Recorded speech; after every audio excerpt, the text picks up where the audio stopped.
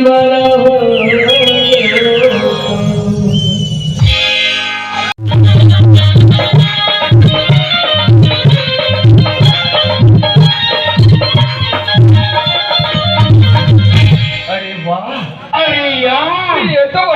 यार लगते यही चुके की लड़की हो बात किसी करो नहीं लड़की बोला जाने न मेला जानो पर बात तो करे वही पर वो आवाज वाह रे भाई साहब अरे वाह सही लड़की और पहली बाहर निकल पेला सवनी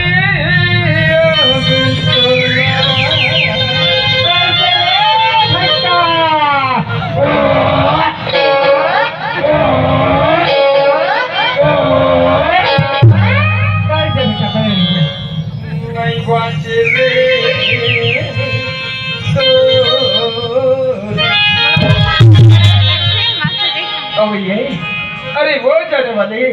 कौन बोला कि का हाँ मैं तोला कहा था तय सुखिया की लड़की है हाँ मैं तो कोई लड़की हूँ कबर में तुम्हारे पैसे पहुंचा बैठ रहे हो तो माँ बोली इसकी छोटे दाओ हमारे लड़की पैसा पर तुम्हारे घर भेजे हो कई रास्ते में मिली तो भेज दे भी कैसे हुई तो लभी तुरंत माँ मिला नहीं बताओ मैं जात हूँ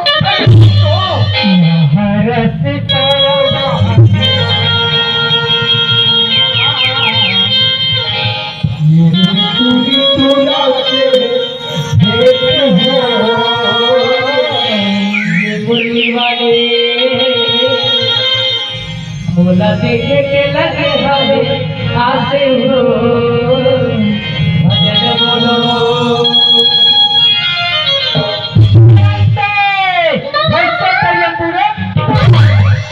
ए सुन तो बोल लेता हूँ तो नाम का है बोल नाम तो रोशनी है अरे वाह वो नाम दीपक है अब ये बात मेरा नाम के है पूछिया होगा नहीं पूछता ले बता दे तो दादा मेरा नाम चन्नू लाल है हाँ दो एक बात क्यों ना रास्ता नहीं कर दे बोल लेता हूँ ये मेरा रास्ते की क्या बात है लो हाँ अरे वो तो कोई नहीं कस बोले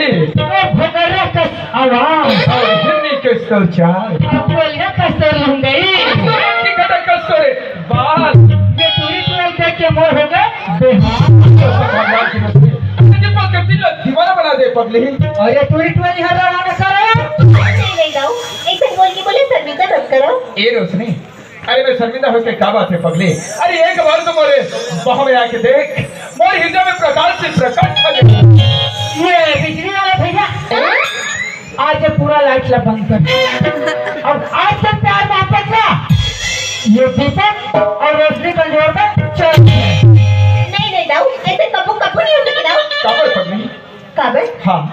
हमें नदी की वो तो किनारा है जाओ अच्छा जो चलबो तो साथ लो हाँ। पर कभी एक नहीं हो सकता जाओ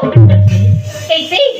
तय कहाँ अभी बाप की बेटा हाँ। और मैं एक जो रिभिन की बेटी हाँ। हमें दोनों के बेटे दो सब नहीं अरे पगली ए अमीर गरीब के बात में कहाँ बीच मिले यार अरे सोच तो अमीर की बेटी गरीब घर जाते गरीब की बेटी अमीर घर जाते ये प्यार में कोनो अमीरी गरीब की रिश्ते देखे जाए दूसरी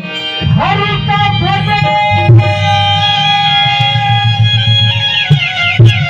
तो हरि का नाम हो प्यार और प्रेम में छोटे बड़े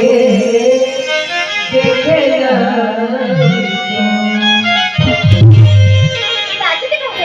दिल से पगली पर बातें जाने थे काला प्यार का जितना कानून के दो हाँ। उन्हें दिखाना उतनी मुक्ति होती कैसे इन प्यार के कारण ना हाँ। इस दुनिया में दत्तर की ठोकर खाने पड़ती दो पगली ऐसे कहते थे सही बात कहा था पर ये मरमय के परीक्षा है परीक्षा फेल हो गए रे ये प्यार मेरा पर आपला कुर्बान हो पड़ी आज दे लाल बज रहे लाल जहाज सिर्फ फरियाद न तो दे ते ऊपर बात करे ना ताऊ हाँ। जिले दुनिया वाली मन पर पत्थर फेंकी मार डरी अरे इस दुनिया वाले मन तो पत्थर से जरूर मार डली परे जाना था काला ए दुनिया में उनका नाम अमर है पगले काय मोर कहां मान अरे हिंदल तो झांक के दे तोर प्रति अधिक मया है ये दीपक हाँ। तूने कल के वो क्या खूब दुकान है ना? पर खजूर और माई की बात बताई हाँ। बोले जान दी ये पूरी से ठीक है हो जाए क्या अरे तय वो दिन के बाद सोनू लेकर जाता है अरे सुन ले अरे असिकला दीवाना बना के जाता अरे सुन तो ले दीवाना की जो सुन तो गोरी में